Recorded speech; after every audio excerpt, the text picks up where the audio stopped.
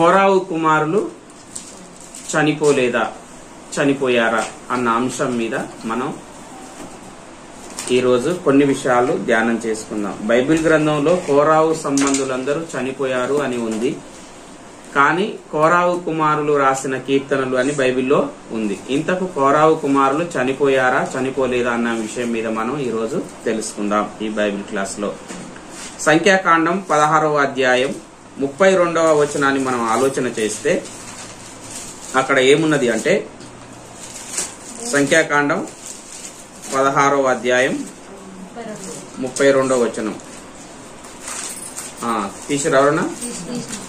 సంఖ్యాకాండం 16వ అధ్యాయం 32వ వచనం చదవండి. భూమి తన నోరు తెరచి వారిని వారి కుటుంబములను కోరావు సంబంధులందరినీ వారి సమస్త సంపాద్యమును మృంగివేసెను. వారును వారి సంబంధులందరూ ప్రాణముతో పాతాళములో కూలిరి. భూమి వారిని మృంగివేసెను. వారు సమాజములో ఉండకుండా నశించిరి. అంటే కోరాహు 250 మందితో కలిసి అహరోను మీద, మోషే మీద తిరుగుబాటు చేశాడు. కాబట్టి తిరుగుబాటు చేసినప్పుడు భూమి తన నోరు తెరిచి కోరాహుతో ఉన్న 250 మంది వారి కుటుంబములను భూమి తన నోరు తెరిచి మృంగివేసేసింది. కానీ మనం కీర్తనల గ్రంథంలోనికి వెళ్లితే 42వ కీర్తన, 44వ కీర్తన నుంచి 49వ కీర్తన, 84వ కీర్తన, 85వ కీర్తన, 87వ కీర్తన, 88వ కీర్తన, ఈ కీర్తనలన్నీ మనం ఆలోచన చేస్తే అక్కడ పైన హెడ్డింగ్ ఏమనుంది? కోరావు కుమారులు రచించిన కీర్తనలు అనుంది. అంటే కోరావు సంబంధులందరూ అరణ్యంలో మరి భూమి తన నోరు తెరిచి మృంగివేసిన అని ఉన్నది. మళ్ళా కీర్తన గ్రంథంలో కోరావు కుమారులు రచించిన కీర్తనలు అని ఉంది. ఇంతకు కోరావు కుమారులు మరి చనిపోయారా, చనిపోలేదా? అక్కడ కోరావు సంబంధులందరినీ భూమి మృంగివేసింది అని ఉంది, కానీ కోరావు కుమారులేమో ఇక్కడ కీర్తనలు రచించారు అని ఉన్నది. అయితే సంఖ్యాకాండంలోనే మనం మరో అధ్యాయాన్ని చదివితే 26వ అధ్యాయము 9 నుంచి 11 వచనాలను మనం ఆలోచన చేస్తే, తీసిన వారు ఎవరైనా చదవండి. కోరాహు తన సమూహములో పేరు పొందినవాడు. అతని సమాజము యెహోవాకు విరోధముగా వాదించినప్పుడు సమాజంలో మోషే అహరోనులకు విరోధముగా వాదించిన దాతాను అభిరాములు వీరు. ఆ సమూహపు వారు మృతి పొందినప్పుడు అగ్ని 250 మందిని భక్షించినను భూమి తన నోరు తెరిచి వారిని కోరావును మృంగివేసినందునను వారు దృష్టాంతములై ఉన్నారు.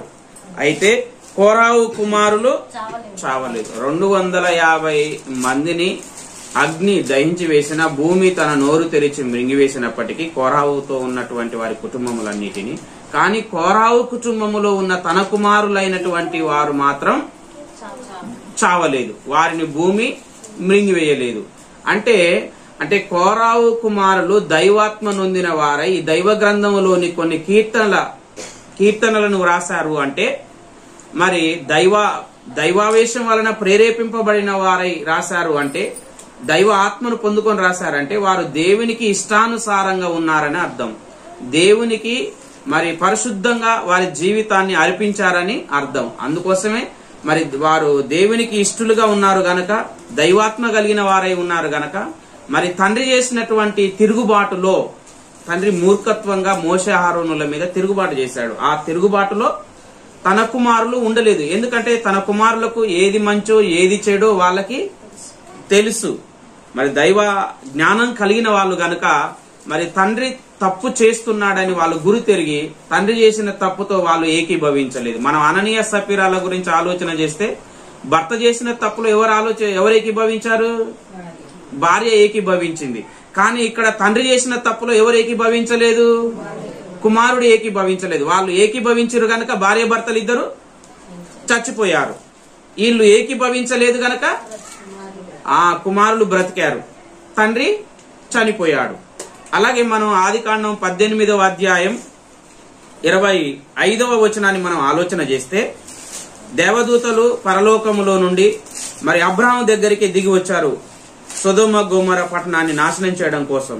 అబ్రాహాము ఆ దేవదూతలకు ఆతిథ్యం ఇస్తే ఆతిథ్యాన్ని పుచ్చుకొని వారు బయలుదేరే ముందు మరి అబ్రాహాముకు దాయకుండా విషయాన్ని చెప్పారు. వాళ్ళు ఏమని చెప్పారు?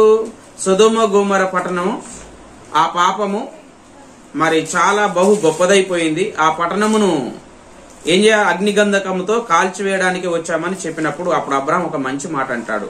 25వ వచనం చదవండి. ఆ చొప్పున చేసి దుష్టులతో కూడా దుష్టులతో కూడా కలిసి నీతిమంతులను చంపుట నీకు దూరమవును గాక.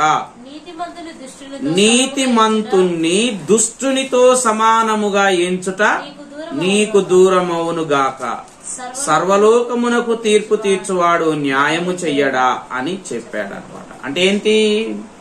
అయ్యా, మరి ఆ సొదొమ గొమొర్రా పట్టణాన్ని నువ్వు తగలబెట్టబోతున్నావు కదా, ధ్వంసం చేయడానికి వెళ్తున్నారు కదా మీరు. ఆ సొదొమ గొమొర్రా పట్టణంలో నీతిమంతులు ఉంటే, నీతిమంతులు ఎవరున్నారు?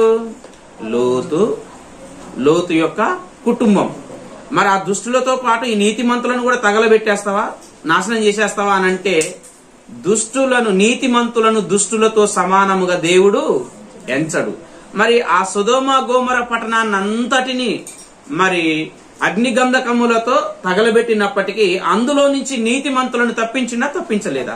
తప్పించాడు. అలాగే కొరాహు తప్పు చేశాడు. కొరాహుతో ఉన్న 250 మంది మరి వారి కుటుంబాలు ఏకీభవించిన, కొరాహు తప్పుతో ఏకీభవించిన కుటుంబాలన్నీ నాశనం అయిపోయాయి. కానీ కొరాహు కడుపున పుట్టినటువంటి కుమారులు మాత్రం కొరాహు చేసినటువంటి తప్పుకు ఏకీభవించలేదు.